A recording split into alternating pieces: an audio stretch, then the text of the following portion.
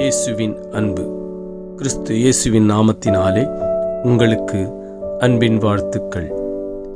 மத்தேயு 5ஆம் அதிகாரம் 37ஆம் வசனம். உள்ளதை உள்ளதென்றும் இல்லதை இல்லதென்றும் சொல்லுங்கள், இதற்கு மிஞ்சினது தீமையினால் உண்டாயிருக்கும். ஆம் பிரியமானவர்களே, இது வேதம் சொல்லுகிறது, நீங்கள் இந்த உலகத்திலே உண்மையை உண்மை என்றும் தீமையை தீமை என்றும் சொல்லுங்கள். உண்மையை தீமென்றோ தீமையை உண்மை என்றோ சொல்லாதிருங்கள். நாம் எப்படி செய்ய வேண்டும், நாம் நியாயத்தின் பக்கம் எப்படி நிற்க வேண்டும், நாம் நீதியின்படி எப்படி செய்ய வேண்டும் என்று யோசிக்கிற உங்களிடத்தில் தேவன் சொல்லுகிறார், நீங்கள் உண்மையை உண்மை என்று சொல்லுங்கள். உண்மையின் பக்கம் நின்று நியாயத்தின்படி செய்து நீதியின்படி நடப்பீர்கள். ஆனால் நீங்கள் தேவனுக்கு பிரியமாயிருக்க முடியும்.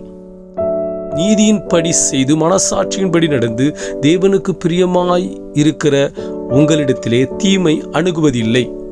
அது உங்களோடு ஒரு நாளும் சேருவது இல்லை. கர்த்தர் உங்கள் உண்மையை பார்த்து உங்களை உயர்த்தி ஆசீர்வதிப்பார். ஆமென்.